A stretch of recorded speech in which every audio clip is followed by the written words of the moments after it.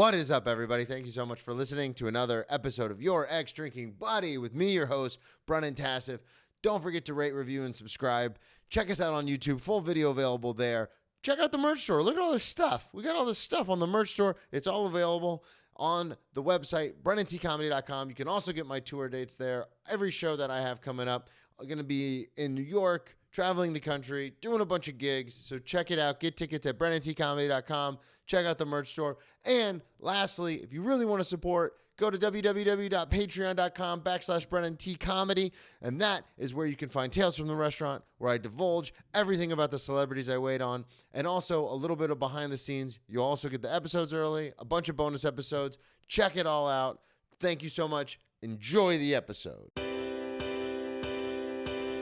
Grab me a beer and grab him a coke. We bout to sit for an hour, bullshit and tell jokes. And please don't mix it up, cause he done sobered up. Brennan T Comedy on your social media feeds. And Brennan Tassif is your ex drinking buddy. Brennan Tassif is your ex drinking buddy.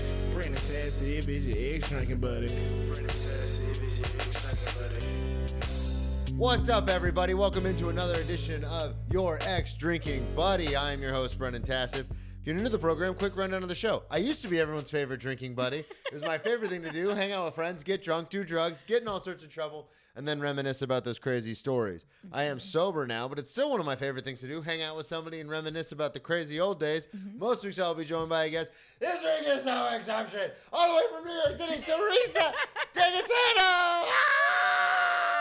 Thank you so much for having me, Brennan. I'm What's very up? excited to be here. You're back. I'm back. This is great. So much to talk about. I know. I was like, I knew where I was going off the train this time. Yeah. I was like, this is where I go. I know. And I didn't have to send you the text where it's like, it's going to send you to the back door, walk a little further up, ring the bell, all this. Before we get too far into anything, plug everything up front. Social media, the podcast, everything. Let everybody know. Okay. Social media at Teresa DeGaetano. That's TeresaDeg. Then I should come up. So I Then it better come up. And that's Instagram, Facebook, YouTube, TikTok. And I have a podcast called Two Stand-Up Gals with Erica Spera. So you can check that out. And yeah, I have to update my link tree. Oh boy. I just went through this because I'm shooting a special in May. Oh. And I just went through this because I went on my link tree. Because, you know, it's one of those things where it's like, as time goes on, we're kind of like, I should have. It's like, it's fine. Like, it's got all the stuff. It's all right. Yeah, a couple of the shows on there. I haven't, you know, those were a year ago, but whatever. And then I went on and I was like, because I talked to a friend and they said it has to be as easy as possible for people to get tickets. Oh, for your special, yes. Yeah. So she was telling me it can't be go to this and then click here and then go here. She's like, people won't do that. No. People won't do that. It has to be like a one click, I'm at the site to buy a ticket. And so I was like, fine, I'll update it. And I went through it and I was like, oh my God, this needed to be updated. Where are you filming? Grove 34 here in Astoria. Oh, that's Love great. Grove 34. Yeah. Oh my gosh, it's super congratulations. convenient, one, because it's only like 4 blocks away. And two, because it's owned by a bunch of people in comedy, they're so understanding about things. And I remember the first time I ever did a show there, Tracy, you know Tracy, my wife, she brought like a ton of people. That's great. And I was very excited, you know, hey, here we go. And then it was so cool because then afterwards they're like, yeah, if you ever want to do a show again, instead of renting the room, we'll just collab with us and you won't have to pay. Like, we'll just split the door. Oh, that's cool. And it was one of those things where I was kind of like, because, you know, they saw how much care I put into it. I don't know if I should be airing this out there, but it was a cool thing because it was like, oh, you guys, it's not like a club where it's, oh, if you don't sell 250 seats, we don't fucking want you here. It's very much, they're like, no, we get it. Like, yeah, we'll do it together. That's great. And it was so, I decided, ever since the first interaction I had with them, I was like, oh, if I ever shoot anything, I want to do it here. Plus, they have a great like brick wall in the back, right? Yeah. It looks awesome. It's a great, I love it. It's my favorite place to be that's in Astoria. That's fabulous. Because obviously the Cellar's my favorite place to be. 4 blocks from home. Let's just like, that's Yeah. big too. You're like, I can walk there. And Like that is It's like when women have a dress with pockets. You're like, it has pockets. You're like, I have a show. I can walk there. Oh, even better. It's like, so good, too, because you know how it is. A train to like a 12-minute walk. And they're like, okay, the show starts at 7. Your spot's at 7:45. And it's like, cool, I got to leave at like 5:30. Yeah. And then you do it. And then you get back on the train. Yeah. And you're like, that was it. That was a lot of hustle. 12 minutes. That was 12 fun. minutes. I know. I had friends. I hope I got a clip. I had friends that were hanging out in like Bay Ridge, Brooklyn. And I was like, no, I'm probably not going to get that. I'm probably not going to make it. But I appreciate. Can I be honest with you? Unless it's like a paying gig or like a very close friend show, I don't do shows in Brooklyn because of that. Because where I live in Astoria, it's a minimum of 3 trains. So it's like I'm not going. And again, if it's a club or if it's like a paid gig, then it's like, all right, whatever, that's the job. But if it's someone who's just like, hey, you want to do 5 minutes on my show? I'm like, no, I'm sorry. I'm the same way. It's a no. It's a hard no. Especially, it's like, well, does it pay? No. And I'm like, that's going to take me an hour plus to get to from where I live. And I'm like, no. Like, that's an hour each way. And no. And they do that super fun thing where they're like, well, the show starts at 8. And you go, no, when am I on? And they're like, well, we don't really have the lineup yet. Just get there at like 8. And then they put you last and you go, cool. So now this is 4.5 hours of my life with travel that I'm not getting paid for. Or they've asked me, different people, they don't ask me anymore, but would you, because I said no. They're like, will you host our show? And I'm like, is there pay? And they're like, well, no, then you should host your own show then, because you have to be there the entire time as the host. Or they're like, we don't really have pay, but we do like a pass the bucket. And I'm like, okay, well, I mean, I appreciate that on certain shows if they're in the city. Yeah. But if I have to go out to one of the outers, that's right. I'm not doing it. So the last time you were on, we were talking about how you had hung up your gloves when it came to drinking. Yeah, I did. And you were doing the Sober Fit Girls. You were rocking and rolling. You had just started. I think you were a couple weeks in when you came on, 30 days in, something like that. Yes. Let us know progress-wise, where are we at? We still doing it? We not doing it? What are we doing? We are doing it. We are doing it. I buried the lead. I already knew the answer, everybody. We are doing it. When this airs, I will be over 7 months sober. So it'll. Congratulations. Thank you. I think the hardest was the beginning. Yeah. I mean, I know I'm still at the beginning. I realize that, compared to the first 2 weeks, though, can be brutal. Oh, the first 2 weeks, and I never want to go back to that. Like that feeling. Well, we say that all the time. It's so much harder to get sober than it is to just stay sober. Yeah, once you get sober, then you're like, it's the new normal, and it becomes your routine. So I feel really good. You look like, great. I do. You're glowing. Thank you. It does really help your skin. I have to tell you, it does. There's so many things. Like your skin looks great too. Look at us, youthful people. Look at us. I had someone because I've been kind of, with the special coming up and everything, I've been kind of like on a little bit more of a diet and like watching what I eat. And I literally yesterday or 2 days ago at work, Saturday, had a coworker be like, we were talking about something. I was like, yeah, man, well, we're old. He's like, how old are you? I was like, 37. He's like, no, you're not. And I was like, what do you mean? He goes, I thought you were 30 at the most. And I was like, well. Early 30s. Early. You stay sober, you keep the skin good, you tighten up a little bit. You tighten up, yep. It really does. It does help. It does. It really does. All the mental aspects too. Like I made a whole list on the train. Oh my goodness. It's been a journey. It's been good. I hate that. It's been a journey. Am I on The Bachelor now? It's been a journey. But it's been really good. Like I have to say, there are hard days. Like I guess the main things are you have to sit with it. Yeah. You really do. You can't drink anything away. You can't numb it. You can't sit with it. In the last 7 months, both parents have been in the hospital at one point or the other. Thank you. But then I'm showing up in a way that I would never, I think, have been able to show up before. Now I would have showed up. Yeah. But now I'm much more present. I've talked about that all the time. It's just being able to be there, but then actually, this is going to sound so corny, but actually be there. Because there's plenty of times, and I talked about this with a guest a few weeks ago, but I would go see my grandma. I lived near her in Jacksonville, and I would see her every Thursday. We would have dinner together. And when I was drinking, there were times I showed up hammered. There were times I showed up and I would like have to excuse myself to go throw up in the bathroom because I was so drunk. And I was like, I just have really bad anxiety. Or I'd get into like crying fits because you know me, I'm very an emotional guy. And then when I drink on top of it, I would get into these like crying fits. And my grandmother was like, she's like 89 and she's like, I don't know what to do with this. Is he the one? She comes from a war-torn country, immigrated here in the 60s or the 50s. And I'm there crying like, I miss my ex. And she's like, I don't know what to do. She's like, I thought I was the one dying. What is happening over here? No. So it is, to your point, it's fantastic to be able to go back for family stuff and like be there. And this is something I wanted to ask you about, especially now having longer, 7 months. Is it in your brain? Because this is what happens to me. I'll give you an example. In my brain, I will go, this really sucks. A bunch of stuff is falling apart. This is even with all the great things I have going on, my brain will still play that trick on me and I go, I want to drink. But then my immediate next thought is, I can't. And 2, well, if I drank today, that means I'm going to have to drink a little tomorrow to like balance out, which means I'm going to be hungover for 2 days. And it's like, I can't lose. That's a week. I can't lose a week. Yep. And that's how my brain operates now, where it's like before it was, I can't wait till I have the next drink. And now it's, if I have one drink, I'm out for at minimum 7 days.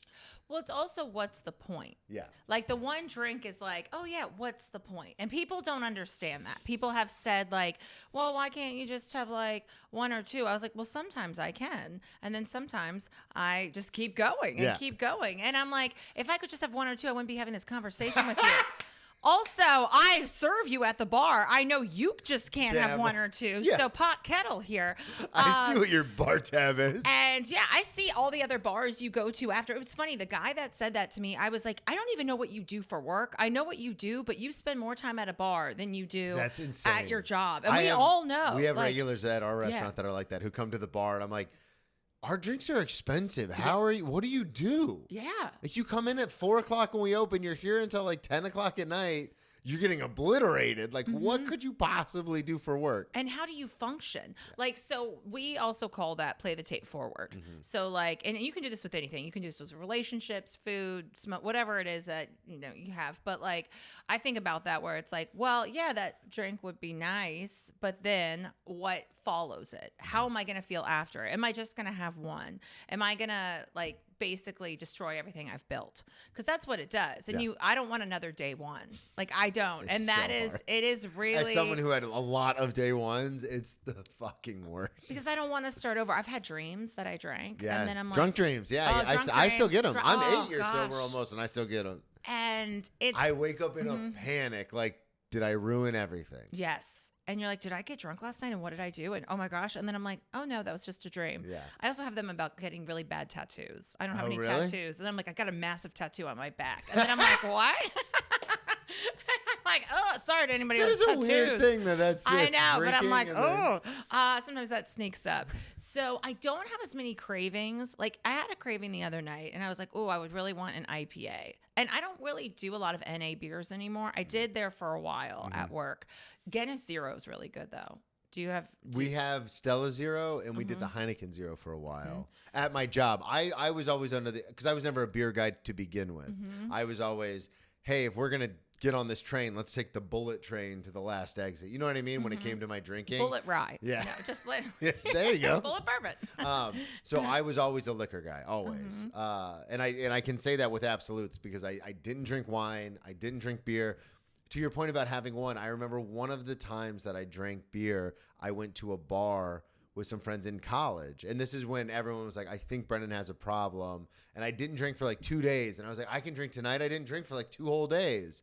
And I had one of those big 32-ounce beers. And I just remember afterwards being like, I need more alcohol. Like I need, like, so to your point earlier about one, it's like, everyone's like, we're so proud of you. You just had one beer and now we're going back to the house. And I was like, I can't. Like in my brain, I was like, And you're doing that. You're white knuckling it. You're like sitting there thinking like, oh God. And that's what happened with moderation because moderation doesn't really work. I feel like if you're questioning, I mean, this is really conservative of me, but if you're sober curious, you should probably just get sober. There's a great... It is. And I said that this week, and I was like, if you are listening to Sober Curious podcast, if you're doing all that, you should probably really take 30 days plus, see how you feel. And because what happens when you moderate? Let me just say, like, say this is my drink, okay? And you have your drink, and I finish mine first. I'm looking at your drink, and I'm like, where's he at? Should I get another one? What should I do? Should I have a water? What should I do? See how my body just gets you get amped anxious. up. Yeah. And you're like, okay, I'm going to have 2 tonight. This is the game plan. And then when you get the tipsy feeling, and then you like have a third, and then you get the fuck it's, and then you're like, game over. So that is what happened to me. And I was like, it's just exhausting. Well, and also the fact that you're game planning, like just Uh-huh. putting that out there. What I have noticed dating a normal person or a civilian when it comes to drinking and being around people who drink, you know, with impunity, I have noticed they don't go out most of the time. There are some exceptions. Like, hey, I'm going to a really big party. I'm hanging out with my heavy drinking friends. I got to remember to like keep it in check. That's an exception. But for the most part, like if I go out to dinner with a couple of buddies that like to drink, they'll have a few drinks and then they're like, all right, I'm good. I'm going to go home. And I'm like, what is that? Yeah. And that's when, If you're making a plan, if you're like, I can only have 2, I got to stop at 2, then maybe you have an issue. yes. And it's okay to say, like, it's okay. Like, that's the thing, too, is like, it's okay to admit that. Like, I would be way more hungover than my friends because I was like, well, they're not going home and ordering wine. Yeah. Like, oh, the wine delivery people probably miss me. They're probably like, 85th Street hasn't called in a while. Where is she? Or the drunk pizza place. Like, Oh, yeah. And all the money you save. Just a side note, because I would literally be, and I would literally, like, I hate when the girls talk like that. Sorry. But Literally? I would literally be dumping the wine down the drain the next day. Because I would order like 2 bottles of wine, and then I would drink like half of one, spill a glass, be everywhere, maybe break a glass. And then I was like, I'm not going to drink this because I don't want to drink it the next day because I'm like, oh God, what did I do? And then I would get rid of it and like a half bottle. And it's expensive. So I have the great privilege of never having drank in New York City because it is so much more expensive up here than it is where I'm from. And it's so funny because I had a bit about it for a while, but my sisters would invite me to something and they'd be like, yeah, but you're saving so much. And like one lives in Orlando and I lived in Jackson. And I was like, I don't know if I can take off work. And like, you're saving so much money now that you don't drink.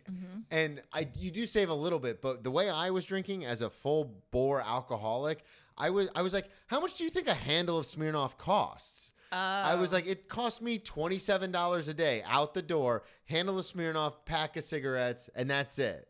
I was like, so yes, I'm saving probably like $300 a week, which isn't nothing. But at the same time, I'm like, this isn't thousands of dollars we're talking about. New York City is $300 a night. Yeah, like exactly. that is, and maybe that's on the steep side, but we were doing this like one of the calls with Sober Fit Girls. So they have calls like 5 days a week. It's great. I like to listen back to them if I can't.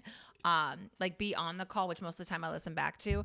But like when you break it down, because there's always an Uber involved, like, and that's $50 probably. Let's put it out there. Like, so that's that. And then your bar tab. And then if you get drunk food, $150 easily. Yeah. $200. And then you're just like, I don't know about you, but when I would drink, it's like, everyone take my money. Yeah, oh yeah. Here. Especially as a bartender, you walk in and bartenders hook you up. So you're like, just take it all. It's like, I might as well have just paid for the tab. Yeah, exactly. I was like, here's $100. Might as well exactly. Like, and then you feel like you have to pay them back. I actually said to a bartender who comes in, I said, I'm sorry I haven't seen you. I stopped drinking. So I'm not going to come in. So just a heads up, I'm not going to pay you back. Yeah, like, I mean, so I'll hook you up here, but I'm not paying you back. I'm not even stepping foot in your bar. Yeah. Like, just a heads up, I know what's going to happen. There's no point for me to come. Well, and this is something we're going through now, Tracy and I, and kind of off topic, but same idea with the baby stuff. Like we have a registry and people are donating or like, buying stuff in the registry. And she's going to hate that I put this out there. But the thing in my head was we didn't have a wedding. We had a courthouse wedding. We're not doing like a bunch of and so some of her friends are like, got us like $100 or whatever. And I'm like, oh, well, that's very sweet. But then I'm also like, wait, didn't we fly? Didn't I take 3 days off of work, fly to wherever you guys were having your wedding, pay for a hotel, get you a gift on top of it to go to your party? And then we flew home and you guys got us $100 gift card. Okay, all right. But it's the same thing with bars. It's like, why would I come into your bar, tip you $100, buy $100 worth of stuff, so now I'm out $200 just for you to come into my bar and do the same thing? Like, what are we doing? Yep. I'm like, I'd rather you come in, and the one guy does it. He's very nice, but I'm like, you do not have to tip us this much. Yeah. I would rather you save your money and go to therapy. No, but like. I was like, I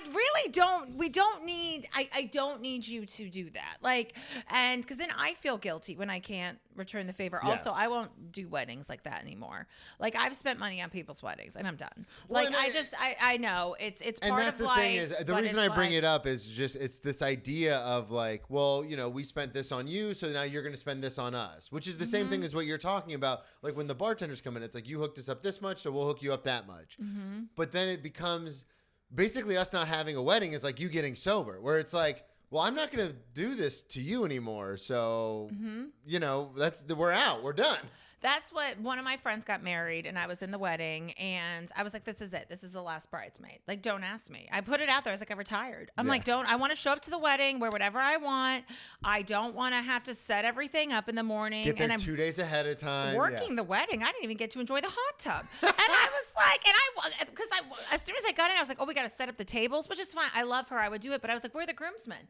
Fucking get their asses in here. Why are they not doing this? What are they doing? Upstairs so anyway, drinking. Side note. Yeah, they're upstairs drinking. We drank too, though, but it was just I was drinking at that wedding. Look at all my notes. Oh my god, you're so excited! I'm very happy. Oh I did want to say something. I had when I had List on the podcast, Joe List on the podcast. It was funny because he's been sober for a long time, and he said something that I'll never forget.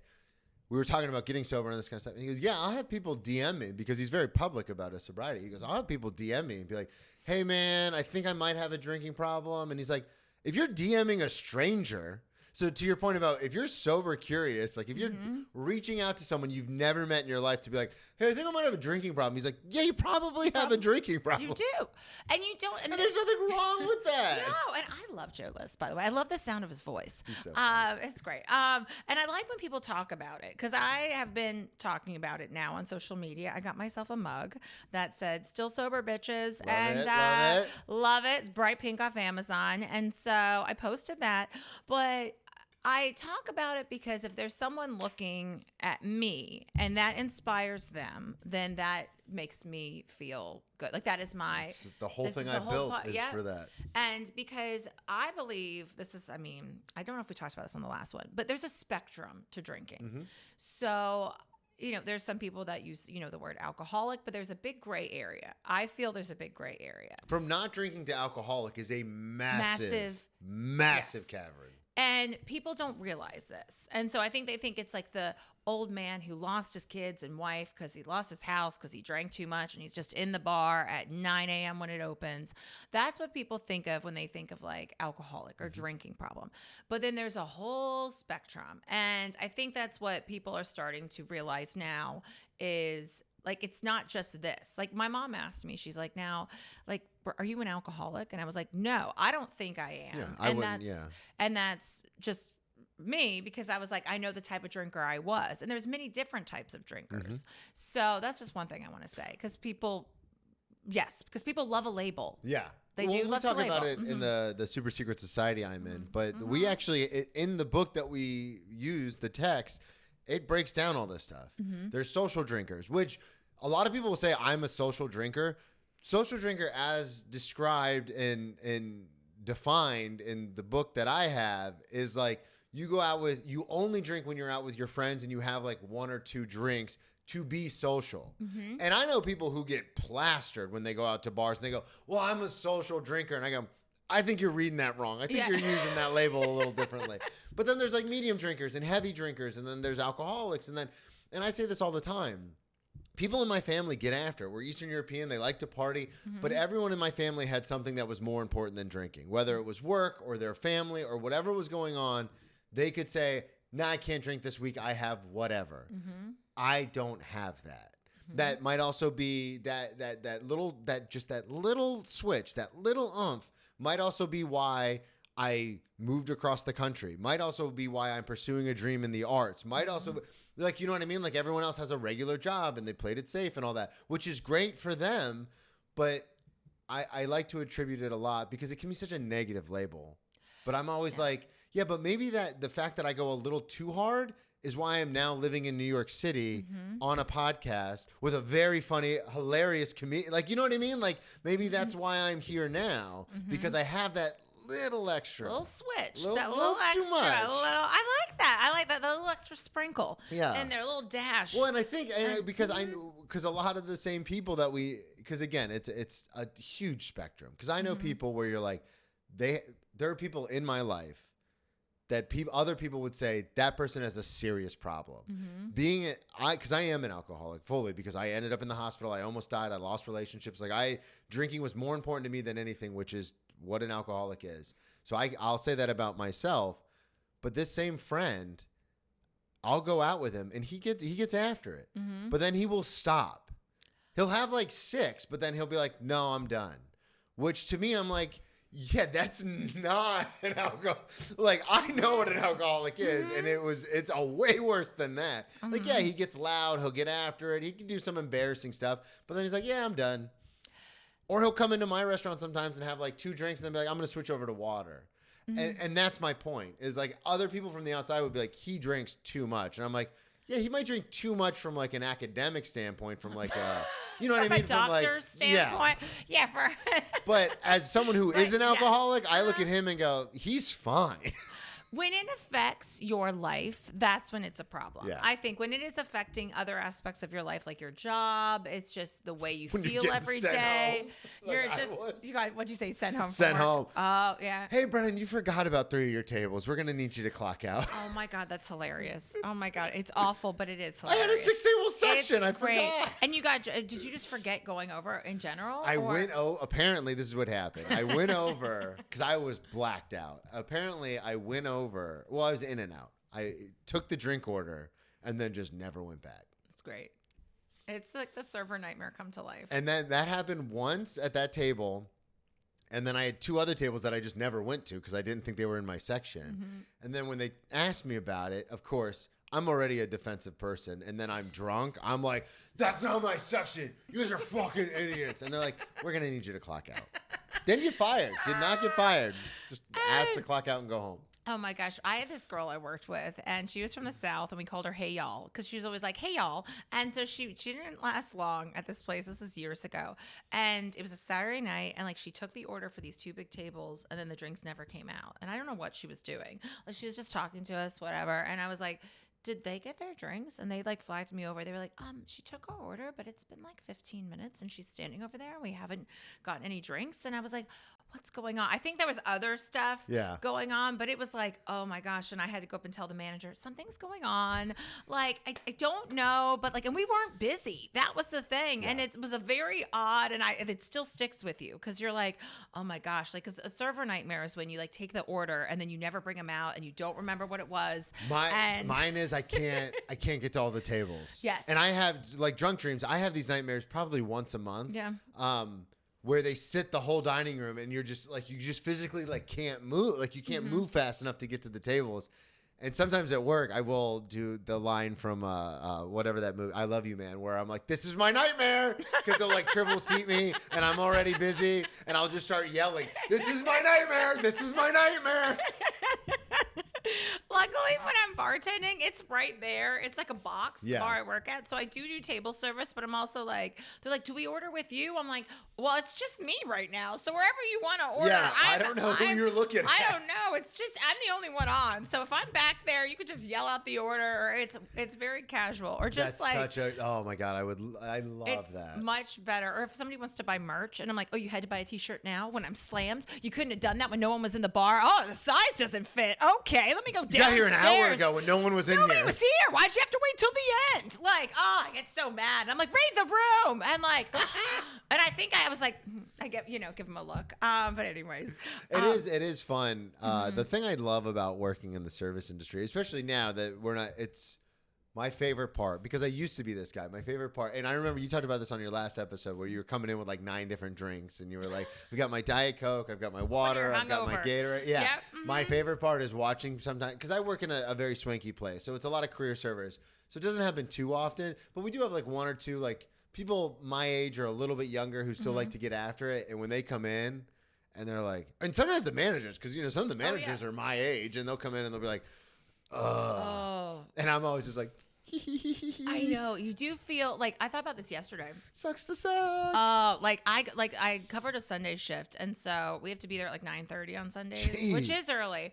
And so like I woke up and I was like, all right. And I thought, if I were hungover, first of all, I would be like praying to God, just give me another 10 minutes. Give me another, like, you know. We always want 10 more minutes. Oh, just 10 more minutes. And then I'd have my array of drinks. And I was like, the day would have dragged. And then like I would have hit that peak and then be like, oh my God, I can't stand this. Like the riddle with anxiety. And then yesterday was fine. I just wanted chocolate at one point. But it was Easter Sunday. So I was like, I did have to text my dealer, one of the customers. And I was like, you guys are coming in? Do you have any Easter candy you want to bring in for us? And they did. And then chocolate cake also showed up. And I was like, what is this? And so. Is it my birthday? I know. I was like, it was Jesus is coming again, but or whatever, Easter. He is I risen. don't know. He was risen, and we had cake. But and that is a thing too, where I was like, I don't want to like binge on the food because that is something that does happen. Did you have that? Yeah. Like sweets is a big thing, especially when you get sober, because a lot of people, they're always like, I don't know why I want sweets. It's a simple chemical reaction. Yeah. You need alcohol. You need sugar to ferment alcohol. So all alcohol has a lot of sugar in it, and your fucking body is like, hey, yo, what's going on with the sugar thing, man? Where's our sugar? So your body will just, even if you're not drinking. Now, to what we were talking about earlier, I'm very all or nothing. So like right now, I was like, all right, I want to get in better shape for the special. You know, we got the baby coming. We got a lot of stuff going on. So I was like, I'm just going to cut out sugar. And my wife is always very much like, why don't you just have a little bit? Like we make a joke about it because I'll make a pan of brownies and I'm like, that's 4 brownies. She's like, that's 8 brownies. And I go, no, it's quarter. It's 4. She goes, that's not how brownie math works. And I'm like, that's how it works for me because I just can't moderate. So like now with the sugar, I just stopped. I just cut out sugar, which I, you know, it's not a definite thing. Like I have slipped and been like, I'm buying a fucking Snickers and I don't care who knows it. But for the most part, it's like, no, I'm just not, we don't keep it in the house anymore. Like, you know what I mean? So it is very much like, I'm just not doing it. Good. And it's good, but then also my body is like, yo, what the fuck are we doing? Where's the sugar? Yeah. I bet now you make me want a brownie. Well, it's okay because I don't like keep ice cream in the house or certain things. I had like to stop because I'll eat the whole thing. Yeah. And then especially off Easter candy is the best candy. So I was looking for the mini Cadbury eggs with the my hard God, shell. don't start So with the me. chocolates with the hard shell. This Okay, is Tracy's favorite. And I love a Cadbury egg with the actual eggs, but those are like one serving. You're not going to eat half of those eggs. You know, with the cream and the milk, you eat the whole egg and fine. So I was looking for a fun size packet. I went to Walmart, CVS, because I was visiting my parents, just for a fun size. I want a fun size. Couldn't find a fun size to save my soul. So then I had to buy the whole bag. And then I was like, well, this is just going to be a 2-day or this is going to be gone. And then I tried to like put it in the freezer. And then I was like, let's take it out. Like, you know, and I was like, this is what it is. I'm going to eat it. And I was like, whether, you know, portion control, well, fuck the portion control. I'll work out tomorw. Yeah, so that was it. And I was like, the Cadbury, I said, the good Lord does not want me to have these eggs. I was like, give me something. And like for Lent, people were like, did you give up anything? I was like, I gave up alcohol. I'm fine for the rest of my life. I gave up alcohol. Every year I'm always like, I'm going to give up something else for Lent. And then I'm always like, yeah, I gave up booze and drugs. That's it. Yeah. I have noticed, like, how is it going out with people? Because this is something I'm encountering, like friendships. Because most of my friends still drink. Like, how have you been, like, in your first, like, your beginning phases? So for me, my bottom was so aggressive and so abrupt. Because I told you about it, and it was in my one-man show, but to wake up in the hospital with severe alcohol poisoning, being told that I should be dead was so jarring. Because when I was younger, I was always this, you know, live fast, die young, who cares? You know, when I stopped playing college football, I was like, I'm just going to be one of those stories that people tell, like, God, he was such a good athlete and then stopped. And then, and that in my head, that was romantic. I was like, that's what it's going to be. So I didn't care if I lived or died. But then when you're actually faced with death, you're like, actually, this is really, really scary. I don't want to die. I don't want to die. I don't want to die. Good. So for me, to answer your question, then going out with people who drink, because you noticed it when you came in, I have booze in my house. Like I just was like, I just don't drink. So it doesn't bother me. The thing that bothers me, and I don't know if we talked about this the last time though, I will be out with other comics and we'll be having such a good conversation. And we're talking about, you should come on the show. You know, we'll have you on the podcast. They're like, oh, I got to book you for the show that I run at once a month. And we're vibing and everything's going good. And then about 20 minutes into it, I'm like, ah, shit, they're fucking hammered. Oh. And I didn't see that coming that way. Yeah, it's okay. almost like God damn it, they're not going to remember this conversation. They're not coming on my podcast. I'm not going on their show. Nothing's coming out of this. They're literally just killing time, having a good time because they're wasted. Oh, okay. And that to me is more frustrating than going out. Because when people drink around me, I learned this very early in sobriety. Mm-hmm. You don't have to be there. Oh, yeah, you're right. So just, and this is something I did. I can speak from my experience. If I went somewhere and I felt uncomfortable, or if I was like, I kind of want to drink, I would just go, you know what? I'm at it. I got to go. Mm-hmm. And my sobriety obviously was very public because my friends knew what happened to me. So they would be like, yeah, no problem. We'll see you later. Mm-hmm. But it's just, this is something that a lot of people I think don't understand. And I know I didn't understand it when I first stopped drinking was you being there is like you being there or not is not the responsibility of everyone else there. It's your responsibility. So if you get there and if I put myself into a position where I'm like, actually, I shouldn't be here, then I can just put myself out of that position. Yeah. People, I think I can speak for myself, but people are very selfish. I'm very selfish. Where if someone leaves the party, I'll be like, oh, don't go. The second they walk out the door, I'm like, so anyway, what's going on with you? Like, I don't... Nobody cares.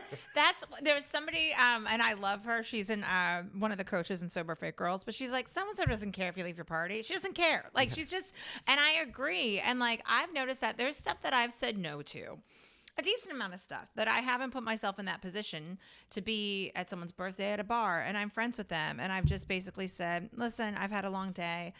If everyone's drinking and I'm not drinking, I don't really want to be there. My social battery, I've realized, gets very small now that I'm not drinking. I would drink through a lot of, I don't have social anxiety, but in order, if I was tired to stay out, I would keep drinking. Yeah. Let's go. Let's just, okay, I don't really want to be here and I'm tired. Let's have another shot. All right, here we go. Now we're up. Now we're amped. Let's go. So your body's flight or fight response exactly. Because it's like, someone's trying to kill us. Someone keeps putting poison in our body. Oh my God, keep going. And so I don't have that. So I don't have that extra oomph because I'm not drinking. Mm-hmm. So it's like, I'll be good for like 1 NA beer, maybe 2 and I'm out. Yeah. And if everyone's just sitting around drinking and that's what it is, that's not fun for me anymore. Like I do the hello, goodbye. Okay. So, because especially in our industry, it's about FaceTime. You gotta be there. You gotta be at the parties. You gotta mingle. You gotta say hi. Mm-hmm. I will do, and I do this with a lot of my friends because a lot of my friends know I don't drink. I will, if they're having a party, big party, walk in. Hello, hey, how's everybody doing? What's going on? What's going on? What's going on? Hey, what's up? What's up? Oh yeah, we gotta get you on the show. Bye, I'm out. Perfect. Just do a lap. Because then they know you came. You made the because it's the effort of getting there, especially in New York. It's, hey, I took 2 trains to get here. Wanted to make you obviously don't say that because that's uncouth. But you're like, hey, what's up? How you doing? Good. All right, cool. Great to see you. I'm out. And honestly, I reserve that for people I would very close with or close with. I would deem. But yeah, if it's some guy I met at an open mic and he's like, yeah, I'm having a birthday, whatever. I'm like, cool. Have fun. It's true. I have gone in, like there was the one party, the Gotham party I go to every year, but it's in January and I'm usually like trying not to drink then anyway. So I'm usually not drinking at that party anyway. So it's fine. And like talking to people. And then I did hit my limit where I was like, all right, I'm tired. My feet hurt because I was dancing. I was like, I gotta go. Like I'm ready to go. But there's a couple things that I haven't done. Yeah. Cause I know I'm like, if I go and everyone's drinking, that's just like not going to be as fun for me.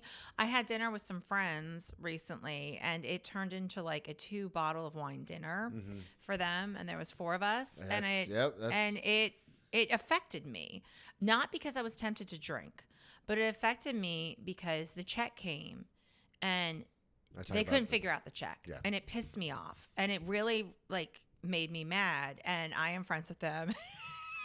And so that's why I'm like, talking about it. But I was like, we didn't leave the server enough tip. And it was like the type of thing where at first my friend was like, let's just split it 4 ways. And I was like, No. You ordered 2 bottles of wine. It's $300 I am not accounting for. Like that is not even, and this is where I wish people would be more sensitive. Like they were the last people I drank with.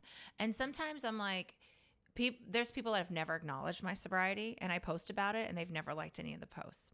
And it's interesting because you think it better than me? It's like, it is interesting because I'm like, you know how I was. Like, you've been there with me. And to not even acknowledge it or to not even, that's noted. Yeah. Like, that is really like, it's noted. Or to be like, I don't know if you think it's for show or you think like, I'm not even telling you the stuff I would do when you weren't there.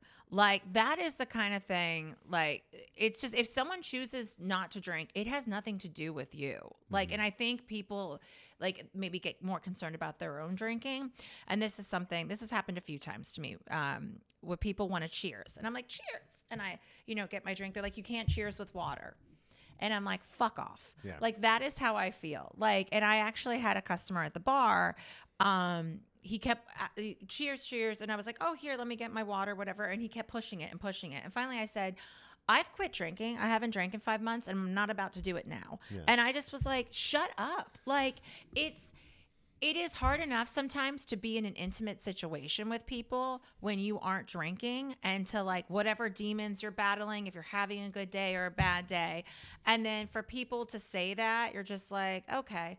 Like, and now I do feel like, sorry, I got real, but I feel like my circle is small. Yeah. Like it does get small. You do lose friends. It's shocking. It is real talk. Yeah. You're not going to call people up to get a drink anymore. And that's a huge deal. It's a huge part of it. Every time you go out, it's going to be a 1 glass of wine that turns into 2-3 bottles of wine and everyone's drunk and no one knows how to figure out the check. I'm not going to put myself in that position again. I'm going to leave my money on the table and I'm going to leave. I'm out. And that sucks. And but that's the reality of it. Well, and it's something that I find fascinating is how many people in my life that I considered like close. Mm-hmm. And I get it because I'd done the sober thing for a long time. I went to my first meeting at 22, and I would get. And you're only 30. Yeah, good call. Nailed the callback. Fucking crushed it. And a good high five with that. Call it a callback. Don't call it a callback. I've been here for years. That's a little LL Cool J. Don't call it a comeback. Anyways, you knew where I was going. I'm a little older than him. Well, that's where I was going. Mm-hmm. But the thing with the friends, I know that you don't keep the same friends when you get sober because you make new friends that are sober. Mm-hmm. You lose old friends where the only thing you had in common was hanging out at a bar. You start, in my case, I start not hanging out with the people who just go out to get hammered because I'm like, this isn't fun for me. Mm-hmm. But the thing that's so interesting is the people who think you got sober at them, like because of them. And they hold, because I had people in my life where they wouldn't acknowledge my sobriety or they would, especially because I was in and out. So I got it for the first 6 months, the first year, but then I'd be at 2 years. And I remember I had someone in my life, I told them I was with my ex who loved wine and she would drink a ton of wine. And I was like, yeah, sometimes we'll go out to dinner and she'll get like a glass or two of wine. Mm-hmm. And then that got back to other people in my circle where they're like, yeah, we talked to so-and-so. They said you're still having like 1 or 2 glasses of wine with dinner. And Teresa, I lost my fucking mind because you know how hard we work at this. Yes. And I was like, they're putting that out there and telling people in my immediate circle, like family, that I'm still drinking. I lost it. As you should have. And then, of course, you confront the person like, oh, no. I said so-and-so. I said Savannah has like 1 or 2 glasses of wine. I was like, I know you, and I know you didn't say that. I know you said they. But you just lose people. And that's just what happens. And so, I mean, in my experience now, everyone knows I'm sober. I surround myself with a lot of sober people. Good. So for me, that's why it's hard to answer the question because it is very, like, remembering back, I just wouldn't go out a lot. Or I'd do comedy things. But especially in our circles that we run in, especially in New York, a lot of comedians are like, no, this is my fucking job. Like, we don't go out and drink all night. And, like, the days of, the Belushis and the Robin Williams doing coke on the counter and the Richard, like those days are long gone. People treat this now like, no, this is my job. So we get the benefit of very rarely am I around comics, especially at shows that are hammered. Now, again, we'll go to the birthday party or something, and everyone's drunk, and I'm like, all right, well, this is a waste of time. And it's the same guy, too, that you see that you're like, oh, you're hammered always. Like, Yeah. it is. Yeah, it is kind of funny like that. Oh, man. That's why your career is where it's Oh, at. man. I was talking to at the Gotham party. There's another comic, Ed McGowan. Yeah. I love Ed. So Ed's sober. So I mentioned to him, like, and told him, like, I haven't drank. And so that was, a few months ago. So I think at that point I was like 4 months. And there was another comic that came up with a huge glass of bourbon and was like, it was like Mark Norman's bourbon or whatever that they had. Bodega Cat. That's it. And so I was going to call it Wildcat, but Bodega Cat. And he was like, and he's shorter than both of us. So he like was holding it. Oh, sorry. And he was like in my like face. And I was like, wow, that bourbon smells really good there. And and not that he was trying to, but Yeah. Ed and I laughed so hard because I was like, I'm sure that's delicious. Like, let me just, and because I would drink bourbon on the rocks. I mean, I would drink everything, just not gin. I didn't really like gin too Gin much. is gross. But it was just funny because I do notice that too. Most comics don't really go out and get hammered at shows. It is their job. They have multiple shows a night. They don't want to be that drunk guy. That's not acceptable, or drunk woman or whatever. Even comics who like their Yeah. thing is like they drink, they'll do it after their sets for the night. Yes.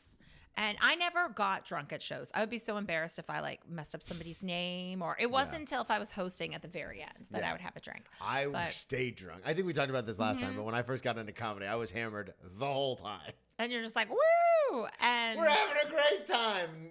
Mind you, all the other comedians are like, I fucking hate this guy. oh my God. Well, a couple things that have happened. I've tried to write some sober jokes. Okay. Okay. And I took my first sober vacation. I wrote this down on notes because Let's talk about it. Okay. So this is certain things like how we doing on time. Podcast How we doing professional. on time. Okay, great. As soon as So- we needed to switch over to the stories, you're like, I have some stories.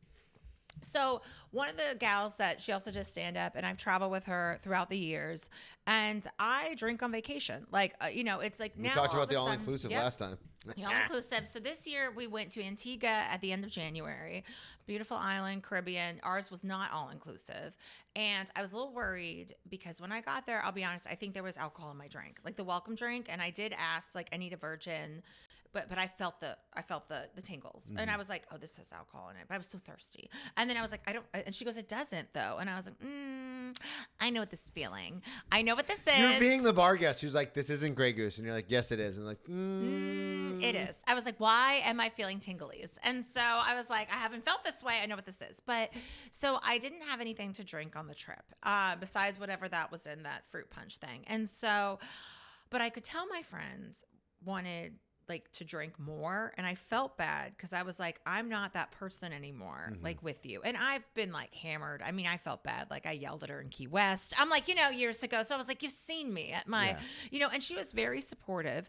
But then at times I was like, is this it? Like, is this my like life now on vacation? But I was like, well, you've done enough vacations that you've woke up feeling hungover. like, oh, is this my life? Yeah. Like, let's try it now. Plus, I had a little cold, so it was good, but I did have to laugh because I wrote a joke about this. So I got a couple virgin pina coladas because I do like it. It's great. Love I a love a pina virgin colada. pina colada. But then they rang it up, and it was like smoothie. I was like, turns out a virgin pina colada is just called a smoothie. I was like, oh, It's so I good, thought it's it was smoothie. the funniest thing because you would not drink 4 smoothies. Someone would be like, what is wrong with you? Why are you having a 4th smoothie? And that's all it is. Yeah. And I laughed so hard to myself. And I sat there, like, when I went up and I was like, this is really funny. And so I've done that joke on stage because it makes me laugh. Yeah. And people do laugh at that. And some people have tightened up when I talk about being sober. Yeah. And that made me, there was a show and that made me feel very self-conscious. Because Yeah. I was like, I'm talking about something so personal. And then it was like, oh my goodness. They'll do that too sometimes. Everybody, Tracy's home. Tracy! Hey! It's so nice to see you. You look fabulous. Hi. But people will tighten up at certain shows because I talk. Obviously, one of the big reasons I want to do the special is to get with us getting married and having a baby on the way. I'm like, all right, we're at a new chapter in my life. Like, I need to get all that old material out. And everyone's like, oh yeah, but you can still use it. And I was like, if I have a 2-year-old and another kid on the way, and I'm still talking about like I've been arrested 8 times, like. No, like Yeah, good. the point of the art form is to mature and to grow and to move on. And so, but I'm also a selfish piece of shit. So I'm like, well, I'm not going to move on unless I can put it out there and everyone can see it. Yeah, well, that's good though. That's Yeah. not, that's, But there are so many times where I'll be on a show and my material, if it hits really, really well for the most part. But if it doesn't hit, it misses. It's like baseball in 2026. It's either home runs or strikeouts. Because the problem is when you talk about getting sober and the consequences that came with my drinking, it can hit a nerve with people in the audience where they're like, man, I've gotten a DUI and I'm not sober. Like, who the fuck is this guy? Like, stop telling me how to live my life. And I've noticed that with audiences where I'll be like, well, that's my old life though. This is the best part when you have an applause break built into your set. That's my old life. I've been sober now for, 8 years. Nothing. And then sometimes it's crickets. And I actually wrote a joke to go either way. So if it's crickets, I go, that's actually the exact right response. It's incredibly boring, and then everybody laughs. But it is one of those things where it's like you have to, in my experience, I have to make the audience okay with, hey, this is a me thing. I'm not putting this on all of you. But to your point, audiences sometimes will be like, the fuck? What are you, my mom or my dad? Are you my camp counselor? Like up here telling me not to drink? I'm like, no. I thought it was funny. It said smoothie.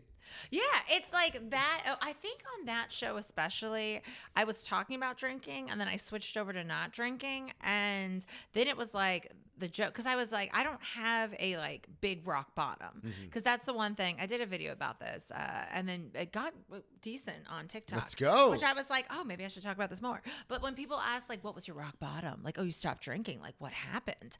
And I was like, it's not like a big thing. It was a bunch of little things. Yeah. Like just woke up every time I did it, I felt awful.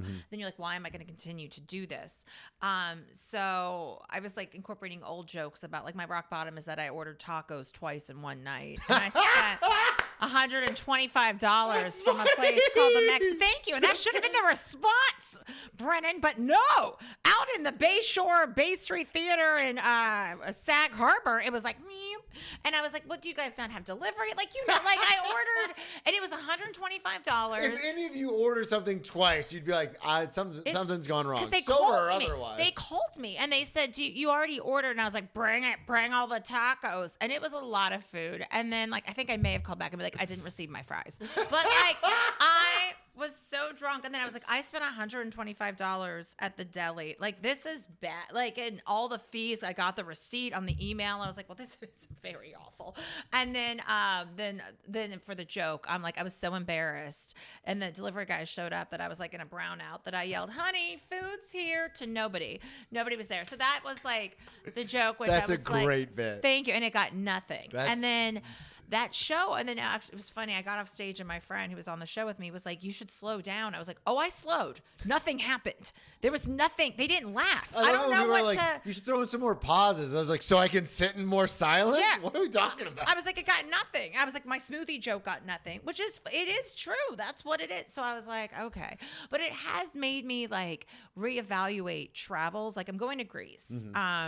At the end of May, and wine tasting is on there. We planned it. My podcast partner Eric and I. But the way I look at it, like the wine tasting is going to be 2 hours. 2 hours compared to 9 months. Yeah. I was like, I can sit there and be like, oh, great. Now there's an olive oil tasting that I will get after. And so I was like, shots? What are we doing? You want me to lay down for the olive oil? Well, and it's a great way to look, because we do wine tastings every week at my job. And obviously I don't drink the wine, but you smell it, you learn about it. And it's just, especially as a bartender, it's just a good thing to have in your bag. It's so funny when people are like, well, how do you like work around it? And it's like, well, this is my job. Like, it's different. And it's the same thing. Like, you go to Greece and you're going to a wine tasting. I mean, you're going to be in a vineyard in Greece. That's pretty fucking cool. I was like, that's great. And so, and I'm not concerned about drinking on that trip, because like Erica, who I've traveled with, she's one of those drinkers. She can have one, and I watch her nurse the one, and I'm like, wow, that drink is. What are you doing? What are you doing over there? Those cubes have melted a long time ago, and we're just sitting there watching. How's your water? Yeah. And she's so good like that, though. So I never feel pressure. And she's always been very good that she's like, T, I got you an NA beer. I'm like, thanks. She's like, this is pretty good. I was like, it is good. A lot of them are good. So that makes me feel good. And then I realized like my traveling will be different, but I am going to Bali with the Sober Fit girls. I'm that girl. I'm going to Bali. Going to Bali. And so it's a sober fit girl retreat. It's That's going to be awesome because then everyone's going to be on the same page. Yes. And then this is where I get frustrated was I had told some friends and like they're comics. And then this is where people are stupid. Like sometimes it's not always a joke. Okay. And like this is where my friend was like, yeah, but what if someone gets drunk on the trip? I was like, they're not going to fly around the world to get drunk in Bali on a sober retreat. Yeah. And if they do, I'm sure there will be like consequences. And even my friend who I traveled, their own self-hatred. Yeah, if you woke up the next day like, oh, I went on a sober retreat and got hammered, like they're gonna, you know what I mean? Yeah. Like no one wants that. I spent $4+ grand because to fly there and the retreat, like to do that, like you have to be serious about wanting to do this. Mm-hmm. And my one friend like made a joke too, another comic, and was like, well, what if are they going to get you drunk at the end of the trip? And I was like, yeah. And you're just kind of like, and I think about that stuff and I'm like, it's not funny. Yeah. Like, do you think that's funny? Like, and it's stuff like that I'm like, I can't take it personally, I think, because I think they're trying to find now I will come out at a jab later and say something that Teresa may have not said before, but like, oh, I'll come back. Noted. And I'm gonna get my lick back. I'm gonna get my lick back. It might not be right now, but I'm like, that's like a fucked up thing to say, you know? Yeah. And so, but it is something I'm serious about that I'm excited to go and do. And I'm going to fly to Singapore first. Like, I never thought I'd be able to do this. Mm-hmm. Like, drunk Teresa would not have planned a trip where she's flying around the world by herself. Like, and I am meeting them in Bali, but I'm going to Singapore for 3 days. Oh, that's awesome. I thought you were just doing a layover. You're going to hang in Singapore? No, because I was like, if I'm going to do this and spend the money, when am I going to be in that part of the world again? 100%. Who knows? So that flight is going to be 19 hours. Raw dogging it. Just raw dogging a 19-hour flight. One thing I missed the most, drinking on planes. I know. The airport. Oh, my God. Hot mess. Loved it. Your plane is delayed. Oh, my goodness. So sad. Another round, please. Oh my gosh, who else am I going to talk to? But then when you see those people and you're sober, you're like, oh, that person's a hot mess. It's sad. It's sad. And I've talked about this before, but a friend of mine said this, and it's something that stuck out to me years ago because he's been sober for over a decade. But this is the same way I thought. He would drive when he first got sober. He would drive by the liquor store, and he's like a week sober, and he would look at the people in line at the liquor store when they first opened and be like, "That's so sad." And it's funny to think like you're a week, like relax. You just barely got here. But that when he talked about that on a podcast, it stuck out in my head, and now I think about that all the time. Like when I'm at the airport, because I fly early. That's my whole thing. Like it. I fly early. I want to be the first flight out. That way, because you know how it is. One plane gets delayed, it's a domino effect. Everything's fucked. So I'm like, let me be on that first plane to make sure we get out. And especially when I lived in Florida, because we have afternoon storms every summer. So it's like, if you fly out early, clear skies. If you fly out at 2, you're fucked. And so to be in the airport at 7 a.m. and to see those people at the bar, because I didn't fly a lot when I was drinking because I didn't have the money. But the times I did fly, I loved an airport bar. Because you're spending money on alcohol. That Smirnoff handle. Yep. And also I had nowhere to go. No one wanted me anywhere. But now it's crazy to walk through the airport and see those people because there's a part of me that's like, that's hilarious. This guy is getting it. And it's always a dude. This guy's getting it.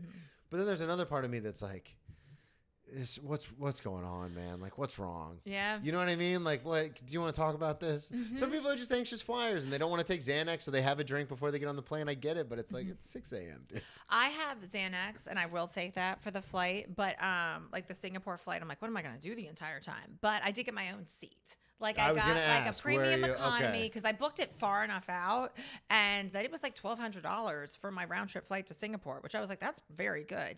And because it's nonstop, which is 19 hours, but then otherwise you'd have to take like 3. And I don't want to keep doing up and downs. Yeah. You know, so I'm fine once the plane's it's takeoff. That's hard for me. Yeah. So once the plane, that's why I try to do nonstop because I'm like, once the plane's in the air, I'm okay. I'm better. And in the morning, you're tired. So sometimes you fall asleep before the plane takes off. Even with my anxiety, but I have been, I won't, my anxiety overrides everything in my brain and I don't take anything. Like I don't take any because I'm an addict. Like they gave me Xanax and I was like, bah. It is my favorite drug. And it is, as I look at the camera, I was like, it really just takes away all that. But then I'm very aware of like, hey, you can't like abuse this. But I would take a lot more Xanax when I was hungover. Yeah. That got me out of like Adderall the and spirals. Xanax. And I haven't needed it because one of the things too is like when you get sober. So this is how I relate to like if you're in a hospital and you've got this thing. The EKG. That is your EKG, thank you. And that is my life. I have no idea you're if that's what it's drinking. called, but that But sounds it's okay. good. It's the beeping thing. Yeah. And it's the mountains. It's the ups and downs. It's like this when you stop drinking. It really is. Like my anxiety, sure, I get anxious about stuff, but not like I would before. Like, and it's just your nervous system for me is like really calmed down. Like my sisters are very supportive. They got me a bracelet. Don't let the hard days win. And I forgot to wear it. I'm sorry. But it's so cute. And they're so supportive because they're like, they also feel like they have their sister back where they're like, my one sister was like, now I can talk to you about things before I didn't know like if you would be like hungover or drunk. And like, so that feels really good. I have a whole bit about it. One of the best pros about getting sober was my sisters who helped raise me was like, now I can, if they need something, I can be there. And we had great times. We would, I remember being 22 and going to Jacksonville to visit my older sister when she lived there, and we would get hammered, and I would like slam my head against the wall because it was this cool party trick I learned I could do when I played football was I could smash my forehead into things and it didn't hurt. And so I got hammered and was like bleeding at it. And I was like, this is so fun. But now fast forward, it's like now I can be there for them. Like now when I call them and we're talking about real things, because I hate cardboard cutout conversation where it's like, I've never heard how's that. the weather? How's the this? How's the job? It's like, I don't, and sometimes I get in trouble because Tracy and her friends, they don't, I'm a comic. I'm a sober comic. So it's like, they don't know how to relate to me, which is true. Like, how would they? Why would they? And so sometimes we'll be in a big group setting and I'll steer the conversation to like a deep philosophical discussion. And everyone's kind of like, yeah, so how's work going, man? I'm like, yeah, too much. Well, that is, and you do want to have better conversations with people. You want to have more meaningful relationships because you realize how precious your time is. Yeah. And I don't know how I managed to drink and waste all those hangover days. Well, and I was like, where do I have the time? Or like, even at the bar, like just talking about nothing with people. And I think about that when I see people at the bar and I'm like, what are they even talking about? Like, how much do you have to say about anything? Like, it's so funny because when you drink, you could get into the most in-depth conversations about stuff, like religion and finance and stuff you're not supposed to talk about. But if you had a couple drinks, you could talk about it. But then there's the majority of the time, though, it's the like, can you fucking believe the new coach of the Knicks? Like, what the hell's going on? And then they'll have like a 2-hour conversation about it. And you're what are we doing here, guys? Yep. It is. It really is something that I've learned too. Like with the time and just like who I choose to spend it with. That's why I haven't been dating. Oh my God, I haven't even tried. I know. Ugh. But I haven't drunk texted. That's been a big thing. That's huge. Because that was my kryptonite. Yeah. Like I was like, and the shame spiral after. And then I haven't. And like, I'm not like flipping out. But I've set boundaries because I don't know how you felt. I think this is probably pretty big for women. I don't know. But when you stop drinking, like I would have a boundary and I would have 2 drinks and that boundary would go out the window.